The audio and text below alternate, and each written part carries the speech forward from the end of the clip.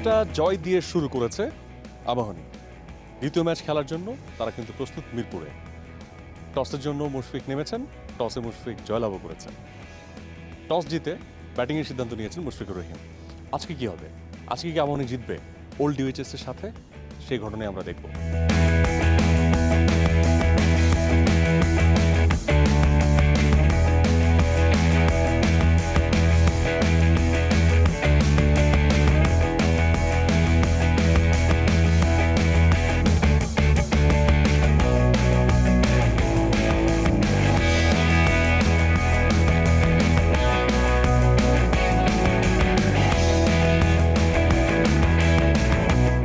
June July যদি মিরপুরে খেলা হয়, আপনাকে ধরে নিতেই হবে বৃষ্টি আসবে। বৃষ্টির কারণে ম্যাচ ইন্টারাপ্টেড হবে এবং কামিনী ডি সিলভা খুব বিজি টাইম পাস করবেন উইথ হিজ গ্রাউন্ড স্টাফস। আজকেও সেটাই হচ্ছে এবং একবার খেলার পরে কিন্তু বৃষ্টি শুরু হয়ে গেছে। দেখার বিষয় কামিনী ডি সিলভা কত দ্রুত তিনি তার স্টাফদেরকে নিয়ে মাঠটাকে প্রস্তুত করতে পারেন এবং আমাদের ব্যাটসম্যানরা যারা মাঠে ছিলেন তারা কখন আবার নামবেন এবং পরবর্তীতে খেলা কী হয় সেটার দিকে আমরা কিন্তু চোখ রাখছি।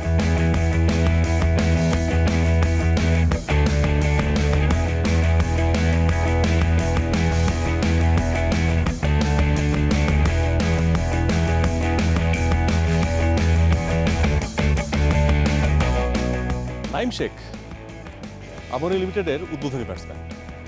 তার উপর তো স্বাভাবিকভাবে দলের একটা প্রত্যাশা থাকবে। নাইম শেখ কী করবেন? সে প্রত্যাশার দাবি পূরণ করবেন। প্রথম ম্যাচে 19 রান করে আউট হয়ে গেছেন, এই ম্যাচে 23 রান করে আউট হয়ে গেছেন। তার মানে তার ইনিংসটা কিন্তু ঘুরপাক খাচ্ছে 19-20-23 অর্থাৎ 19-20-এর ঘরেই। এখান থেকে বের হতে হবে আবাহনী লিমিটেড, সেটাই হয়তো প্রত্যাশা করবে। এবং উদ্বোধনী ব্যাটসম্যান যখন আসলে বড় রান না পান তখন বাকিদের পক্ষে কিন্তু বড় রান পাওয়াটা অনেক ক্ষেত্রেই দুষ্কর হয়ে যায় এবং তখন প্রেশারটা একজনের উপর গিয়ে বেশি পড়ে। তো আজকেও কি মুশফিককে প্রেশার নিতে হবে? খেলা চলতে থাকুক, আমরা কিন্তু সেটা দেখব।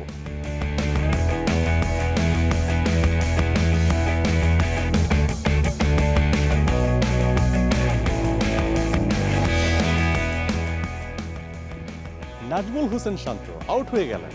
আজকে আবাহনীর জন্য কিন্তু একটা খারাপ সময় ওয়েট করছে। নাইম শেখের কথা বলছিলাম, তিনি আউট হয়ে গেছেন, তিনি তার ইনিংসটা বড় করতে পারেনি। নাজমুল হোসেন শান্তর জন্য আবার কিন্তু একটা ব্যাড ডে। আগের ম্যাচে তিনি করেছিলেন মাত্র 2 রান, এই ম্যাচে করেছেন 11 রান। তার মানে হচ্ছে নাজমুল হোসেন শান্ত ইন্টারন্যাশনাল সার্কিট থেকে যখন তিনি কিছুটা প্রেশার নিয়ে ব্যাক করলেন ডিপিএলে, এটা কিন্তু তার আবারও একটা প্রমাণ করার মঞ্চ ছিল যেখান থেকে তিনি নতুন করে তাকে প্রমাণ করতে পারেন। সেখানে প্রথম 2 ম্যাচে তিনি কি একটু বেশি প্রেশার নিয়ে নিয়েছেন, সেই প্রেশার হোক বা যাই হোক তিনি কিন্তু প্রথম 2 ম্যাচে ঠিকঠাক মতো রান করতে পারেননি। এটা তার জন্য চিন্তার বিষয়। অপরদিকে মুশফিকুর রহিমের জন্য কিন্তু এই মুহূর্তে একটু বেশি প্রেশার, কারণ প্রথম ম্যাচেও কিন্তু তিনি সেই প্রেশার নিয়ে মিডল অর্ডার থেকে ম্যাচটাকে বের করার চেষ্টা করেছেন।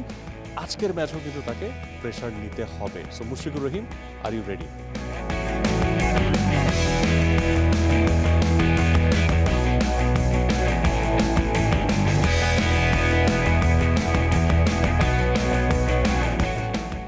মানে বিষয়টাকে আপনি বুঝতে পারছেন, এটা কিন্তু টেনশনের বিষয়। আপনি হয়তো বলবেন যে ভাই আপনি এরকম হাঁটাচলা করছেন কেন? এখন এই টেনশনটা আসলে আমার না, এই টেনশনটা চলছে আবাহনীর ডাগআউটে এবং মুশফিকুর রহিমের ভিতরে। তিনি ক্যাপ্টেন এই দলটার, কিন্তু ঘটনা কি ঘটলো? টপ অর্ডার ব্যাটসম্যানরা ফেল করলেন। 3 উইকেট পতনের পর তিনি যখন মাঠে নামলেন তার উপরে একটা প্রেশার ছিল এবং পরপর মানে কন্টিনিউয়াসলি যে আসলে প্রেশার নিতে গেলে একটু ঝামেলা হয় সেটার একটা প্রমাণ আমরা দেখলাম। রাকিবুল হাসানের কথা নিশ্চয়ই মনে আছে, আন্ডার 19 ওয়ার্ল্ড কাপ জেতার দলে তিনি ছিলেন, দুর্দান্ত বোলিং করেছেন। আজকে মুশফিকুর রহিমকে বোল্ড করেছেন, স্টাম্পটা ছেড়ে তাকে খেলতে চেয়েছিলেন অফ সাইডে, কিন্তু যে গেটটা তিনি ওপেন করে দিয়েছেন সেটাতে খুব সহজে রাকিবুল তাকে কিন্তু বোল্ড আউট করলেন। অসাধারণ একটা উইকেট রাকিবুলের জন্য এবং মুশফিকুর রহিম আজকে অন্তত প্রেশারটা নিয়ে কিন্তু কন্টিনিউ করতে পারেননি। এই মুহূর্তে পুরোপুরি ওল্ড ডিউএইচএস এর কাছে চাপে আছে আবাহনী। এই চাপ থেকে কি উঠতে পারবে? তারপরে কে আসবে? মোসাদ্দেক কি পারবেন এই জায়গা থেকে হালটা ধরে এগিয়ে নিতে? আফিফ কিন্তু আছেন উইকেটে।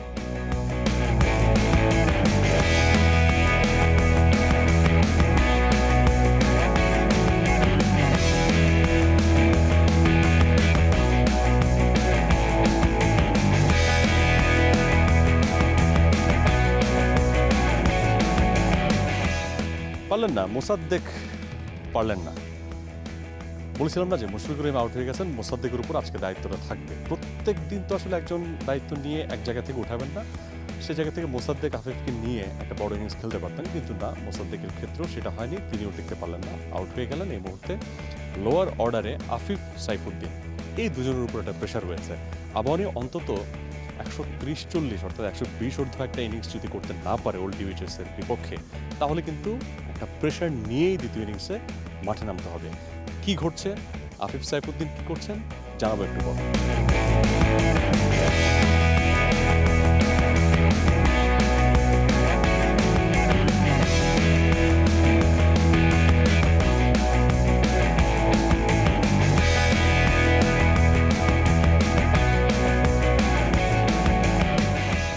প্রথম ইনিংসের খেলা শেষ হয়েছে, দ্বিতীয় ইনিংসের খেলাও শুরু হয়ে গেছে, মাত্র শুরু হলো।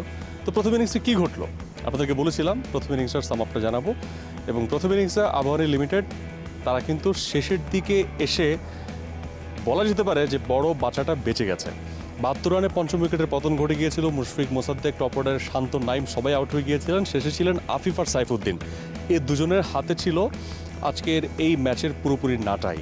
তারা যদি ঠিকঠাক থাকেন তবে আবাহনী লিমিটেড ভালো একটা সংগ্রহ পাবেন। ঠিক এই অবস্থা থেকে 61 রানের একটা পার্টনারশিপ সাইফুদ্দিন এবং আফিফ হোসেন ধ্রুব, তারা কিন্তু ষষ্ঠ উইকেট জুটিতে দিয়েছে। এবং সেখানে মোহাম্মদ সাইফুদ্দিনের কথা বিশেষভাবে বলতে হয়, 40টা রান তিনি করেছেন মাত্র 19 বল থেকে, মানে 210 স্ট্রাইক রেট, 3টা ছক্কা তিনি হাঁকিয়েছেন।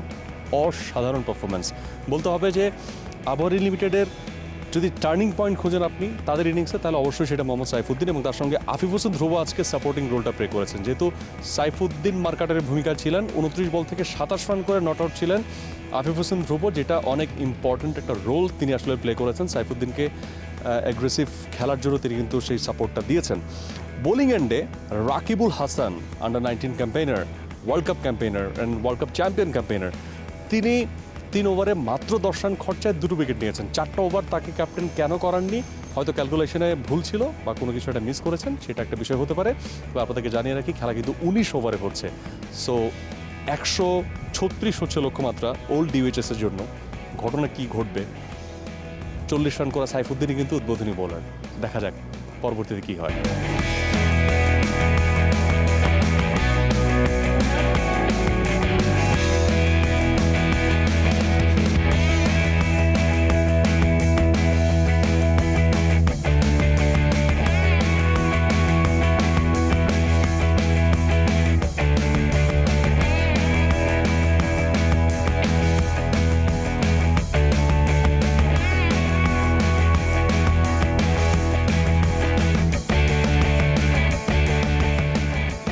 আনিসুল ইসলাম ইমন, রাকিন আহমেদ, এই দুজনেরই ইন্টারন্যাশনাল কোনো এক্সপোজার নাই, কিন্তু ওল্ড ডিউএইচএসের হয়ে ইন্টারন্যাশনালি এক্সপোজার পাওয়া একাধিক খেলোয়াড় থাকা আবাহনীর দলটাকে ভোগাচ্ছে এই দুই ব্যাটসম্যান। ভুগিয়েছে 53 রানে এসে মুশফিক কিছুটা নিঃশ্বাস নিতেই পারেন, কারণ প্রথম উইকেটের পতনটা ঘটেছে 53 রানের মাথায় এসে। লক্ষ্যমাত্রা খুব বেশি না, 136 করতে হবে ওল্ড ডিউএইচএসকে যদি আজকের ম্যাচটা জিততে হয়। সেখানে 52 ছিল বিনা উইকেটে, 53 রানে প্রথম উইকেটের পতন। শহীদুল ইসলাম তিনি উইকেটটা নিয়েছেন এবং ওভারটা এক্সপেন্সিভ, শেষ বলে এসে কট বাহাইন্ড হয়েছেন মুশফিকুর রহিমের হাতে। দেখা যাক অন্তত এই প্রথম উইকেটের পতনের পর 136 রানের লক্ষ্যমাত্রা, এটাকে কি ওল্ড ডিউএইচএস মামুলি বানাবে, আরও একটা বড় পার্টনারশিপ আসবে, নাকি এরপর থেকে মোমেন্টাম খুঁজে পাবে আবাহনী?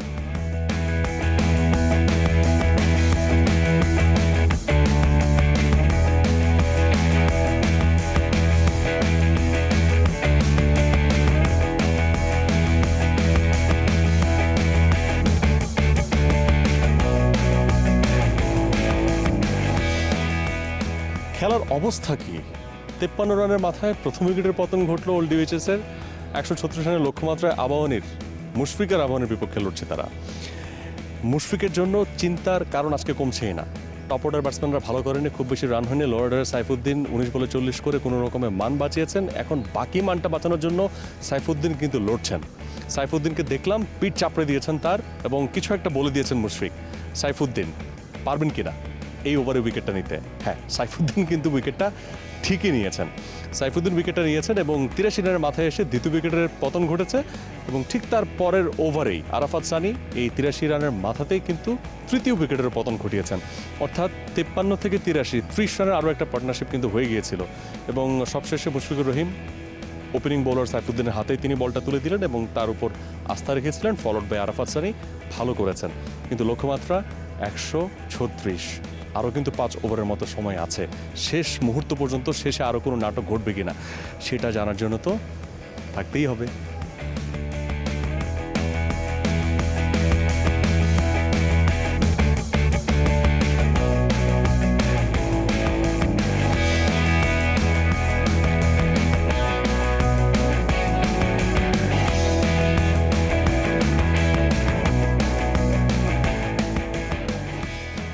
হ্যালো, খেলার কী খবর? হ্যাঁ, সেই খবরটা বলতেই চলে আসলাম। খেলার খবর হচ্ছে খেলা তো শেষ হয়ে গেছে। আবাহনী 22 রানে জয় পেয়েছে। একটা সময় মনে হয়েছিল এই ম্যাচটা সম্ভবত আবাহনীর কাছ থেকে হাতছাড়া হয়ে যাচ্ছে। 52 রান কোনো উইকেট পড়েনি, 53 রানে প্রথম উইকেটের পতন, 83 রানে পরপর দুটো উইকেটের পতন ঘটেছে, দ্বিতীয় এবং তৃতীয় উইকেটের পতন ঘটেছে, তারপর কোনো উইকেটের পতন হয়নি। সেই জায়গা থেকে মনে হয়েছিল একটা সময় গিয়ে ফায়ারওয়ার্কস হয়তো দেখবো ওল্ড ডিএইচএসের কাছ থেকে, সেটা হয়নি। জয় পেয়েছে টাইট বোলিংয়ের কারণে, বোলারদের কৃতিত্ব দিতে হবে। Specially Mohammad Saifuddin all round perform করেছেন। 19 বল থেকে 40 রানের ইনিংস খেলেছেন ব্যাট হাতে লোয়ার অর্ডারে, এবং আবাহনীকে একটা ভালো পুঁজি তিনি এনে দিয়েছেন 135 রানের, এবং বল হাতে 4 ওভারে মাত্র 15 রান খরচা একটা উইকেট তিনি পেয়েছেন। ফলোড বাই তার সঙ্গে ভালো সঙ্গী ছিলেন আরাফাত সানি, 4 ওভার থেকে 13 রান খরচায় একটা উইকেট তিনিও নিয়েছেন। শহীদুল একটা উইকেট পেয়েছেন, তবে 2 ওভার থেকে 25 রান তাকে খরচ করতে হয়েছে। প্রথম ওভারে তিনি দিয়েছিলেন 17 রান। তাহলে আবাহনীর জন্য ভালো যে আরও একটা জয় আবাহনী পেয়েছে, এবং ওল্ড ডিএইচএস জন্য ব্যাড লাক, ভালো শুরু করেও তারা আসলে রানটা চেস করতে পারেনি। মিরপুরে আরও 2টা ম্যাচ, অর্থাৎ মিরপুরে এই দিনে 3টা ম্যাচের কথা। দ্বিতীয় ম্যাচের গল্প আপনাদেরকে শোনালাম, প্রথম এবং তৃতীয় ম্যাচের গল্পটা কি চলুন জেনে আসি।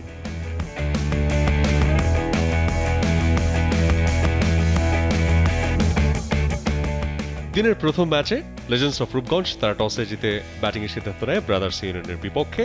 নাইম ইসলাম দলের পক্ষে সর্বোচ্চ রান করেন 28 বল থেকে 38 run. Sabbir Rahman hard hitter batsman, প্রত্যাশা অনেক বেশি, 18 বল থেকে 23 রানে আউট। সঞ্জামুল ইসলাম 12 বল থেকে 13। এবং বোলিং ডিপার্টমেন্টের কথায় খানিকটা পরে আসবো, ব্রাদার্স ইউনিয়নের বোলারদের কথায় যারা আসলে 111 রানে গুটিয়ে দিয়েছে লেজেন্ডস অফ রূপগঞ্জকে। ব্রাদার্স ইউনিয়ন জবাবে 15 ওভার 3 বলেই 111 রান চেস করে মাত্র 2 উইকেট হারিয়ে। রিশাদ হোসেন 19 বল থেকে 37, 35 বল থেকে 33 ফরহাদ হোসেনের। সালমান হোসেন 27 বল থেকে 14 রান। 8 উইকেটে জয় পেয়েছে ব্রাদার্স ইউনিয়ন।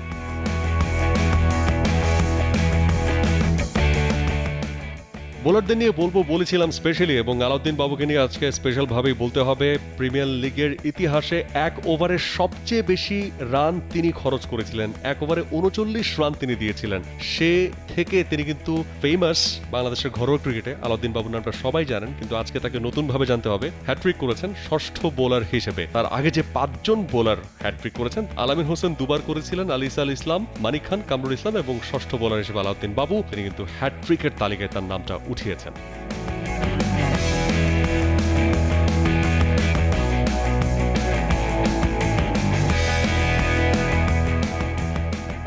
মিরপুরে দিনের তৃতীয় ম্যাচে সাকিব আল হাসানের মোহামেডান স্পোর্টিং ক্লাব মুখোমুখি হয়েছে পার্টেক্স স্পোর্টিং ক্লাবের। সেখানে পার্টেক্স স্পোর্টিং ক্লাব তারা প্রথমে ব্যাটিং করেছে।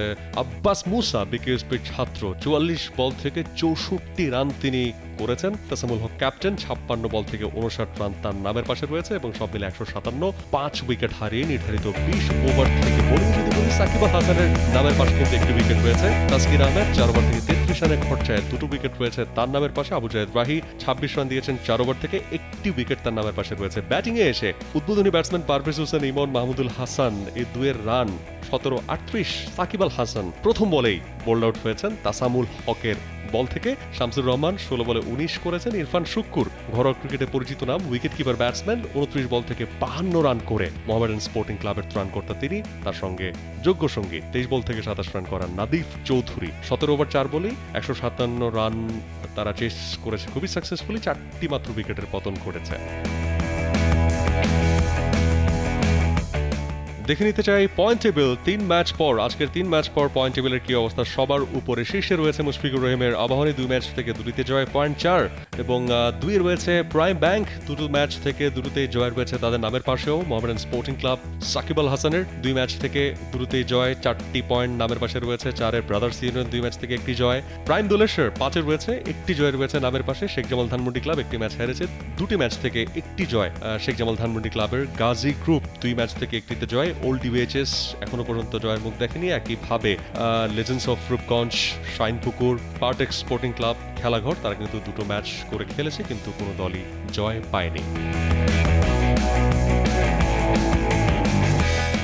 ঢাকা প্রিমিয়ার লিগে 4 জুন শুক্রবার 3টি ম্যাচ রয়েছে। সকাল 9টায় লেজেন্ডস অফ রূপগঞ্জ তারা মুখোমুখি খেলাঘরের, এবং দুপুর 1:30টায় শেখ জামাল ধানমন্ডি ক্লাব তাদের মুখোমুখি হচ্ছে শাইনপুকুর।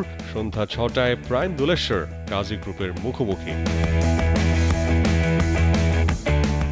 মিরপুর শেরেবাংলা জাতীয় ক্রিকেট স্টেডিয়াম থেকে দর্শক এই ছিল আজকে ডিপিএল শো। ডিপিএল এর 3টা ম্যাচ আপনাদেরকে জানানোর চেষ্টা করলাম, এবং পরবর্তীতে কোনো একটা ডিপিএল শোতে মানে হচ্ছে অ্যানাদার ম্যাচেস, সবগুলো ম্যাচের উত্তেজনা নিয়ে আপনাদের সঙ্গে আবারও যুক্ত হব।